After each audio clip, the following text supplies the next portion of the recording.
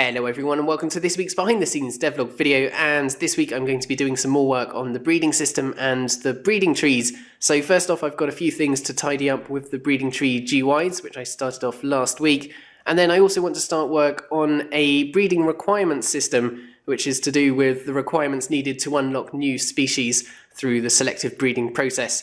So I'm going to get started with that, and I will show you what I'm doing later in the day.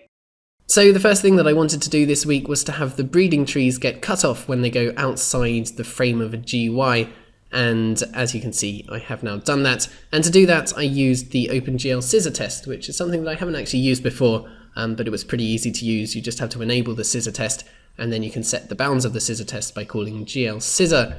So now I'm going to move on, and I need to fix the scaling calculations for these icons here, because you can see that when I mouse over them, the scaling isn't quite centralized. It's slightly biased towards the left. So I'm going to try and fix that now. It is 11 o'clock and I finally managed to fix the calculating of the scales. So they all now scale up nicely and centralized.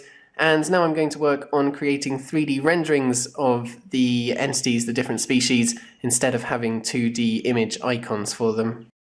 It's coming to the end of the morning now. I'm just about to stop for some lunch, and for the rest of the morning I've been working on creating 3D renderings of the species for the species information GUI instead of just having a 2D image. So you can now see a 3D model of the species, and as you can see it's rotating through all of the different growth stages for that species. Just been doing a little bit more work on the 3D model previews of the species, so you can now see that this is anti-aliased, so it all looks nice and smooth. And also if you click in the image here, you can actually use the mouse to rotate the model, which is pretty nice. It is 6 o'clock in the evening now, and I've just spent all afternoon trying to work out how to implement the requirement system into the code. And the requirement system is to do with unlocking new species in a breeding tree. So for example, if you've got some grass and you wanted to breed a mushroom, which as you can see is one of the child species of the grass, then you'd first have to selectively breed the grass until it meets the certain requirements necessary to breed the mushroom. And those requirements are to do with the characteristics of the grass, such as colour and size. So once you've bred a certain type of grass that meets those requirements, then you'll have the chance of a mushroom being bred.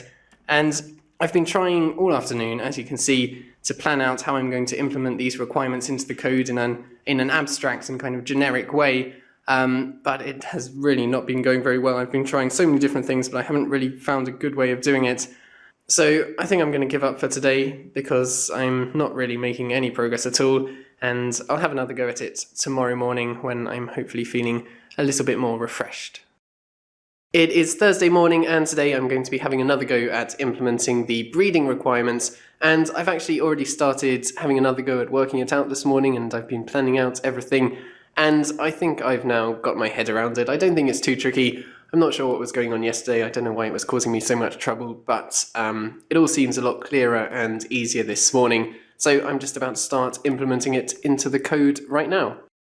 So I just spent all morning working on the new system to do with breeding new species using the requirements. So you can see here in the entities reproduce method, it first creates an offspring of the same species, which is what it always did, but it then tests that offspring with the requirements to see if it meets the requirements to become a new species, one of the child species of this species. So down here in that method, you can see that it checks all the requirements and finds out how well it matches the requirements. And then depending on how well it matches the requirements, it has a chance of creating a new offspring, and that chance is going to be higher if it meets the requirements better. So in here you can see that it just loops through all the requirements to become that child species, and it gets the average of how well it meets all the requirements. At the moment I'm just going to return 0.4 when there are no requirements, which is what I have at the moment. I haven't added any requirements yet. So this will give us a 0.4 chance of a child species being created when a species breeds. So to give you a quick example of this, I've placed some grass here, and now when the grass reproduces, there's a 0.4 chance that it will create one of its child species, so the mushroom or the tree. So we should see some of them appearing soon. And then they will also have a 0.4 chance of creating one of their child species when they reproduce. So hopefully we should be able to see some sheep soon, and as you can see, there are now sheep appearing. So next up, I've implemented a test requirement just to test out the requirement system, and this is a color requirement. So I've added this to the rat species, which means that its parent species needs to be a certain color before it can breed the rat species, and at the moment the parent species of the rat is the sheep. So here you can see in this world I started off with just sheep. I've got all different colours of sheep around the world, so there are some white ones here, some light grey ones over here, and then over here we've got some dark grey ones. And because this was the colour requirement, you can see that seeing as they've met the colour requirement, they've started to be able to breed, or they have a chance of breeding the rats, and that has now created this new species in the world. So the idea of this is that in order to breed the new species, you first have to selectively breed the sheep so that they meet the requirements, and then you'll have a chance of unlocking that new species. It is 4 o'clock now, and this afternoon I've been back working on the GUIs, and I've just been implementing this pop-up GUI which appears when you mouse over one of the species in the breeding tree, and this is going to tell you the name of the species that you're currently mousing over, and it will also tell you the requirements needed to breed that species. Just finishing off the afternoon, and I've been doing more work on that GUI, so you can see it's now looking a bit nicer, and it resizes to fit the number of requirements that it needs to display. So you can see here that I'm just displaying a test requirement, and yeah, that is all working now. So the requirement system is pretty much done. I just need to program in the different requirements for the different species now. Just finishing off for the day, and this evening I was just answering comments and emails, but I'm going to get to bed now. Good morning everyone, it is a sunny Friday morning, and today I'm just going to be continuing on with the GUI work and the breeding requirement system.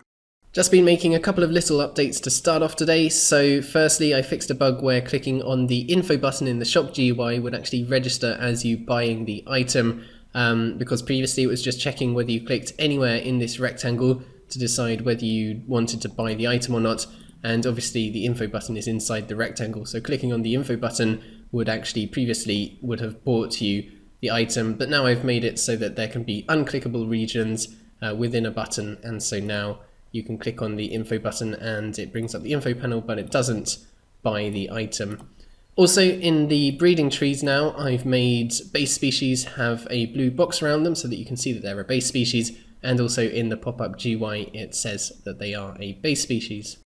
Just made one more small update before I stop for lunch, and that is that you can now no longer drag the breeding trees around in the GUI unless they are actually bigger than the GUI. So if the breeding tree is already small enough to fit in the GUI, then there's no need to be able to drag it around, and so you can't. Also, I added some text at the top of the GUIs here, just to give a bit more information about what they are. Just stopping now for a bit of lunch on the balcony today, because as you can see it's a pretty nice day, and as you can see I finally got round to planting out the flower boxes on the balcony. I actually did this last weekend when my family came to visit me, and you can see we've planted a nice mixture of flowers and herbs here, and also a few radish seeds which have just started to come up. It is 4:15 now, and this afternoon I've been working on the initialization code, which is all stuff to do with loading up resources and setting up the breeding trees and setting up the shops. And previously I just had one big, huge, ugly class that did all of that, but that was very messy, so I've been tidying that up a bit.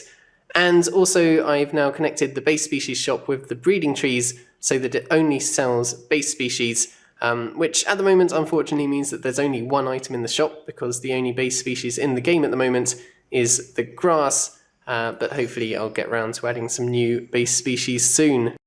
Just finished another update to do with the shops, which is that when you save the game, the state of the shop gets saved, which means that it remembers which base species you've already unlocked, so that you don't have to unlock them every time that you start the game. So if I go ahead and load up a save where I've already unlocked the grass species, you can see that it has remembered that, and it is still unlocked. So I didn't really get that much else done today because we had some friends over for dinner, but I did a couple of little tweaks. I realised that I was using the wrong projection matrix for these 3D previews, so I fixed that, and they now look correctly scaled. And also for entities that don't breed, I've made sure that it doesn't crash when you click on them for a start, and also they have a blue bar on the left of their entity pop-up rather than a green bar, and also they don't show the tier, because obviously they don't have a tier because that's dependent on the breeding trees. So that is going to be it for this week. Over the next couple of weeks I'm going to be working on the tasks and achievement system, and then once I've done that I'm just going to be working on adding all the different species and their different behaviours into the game. So yeah, thank you guys very much for watching this video. Do subscribe if you haven't already. Have a fantastic week, and I will see you all next time.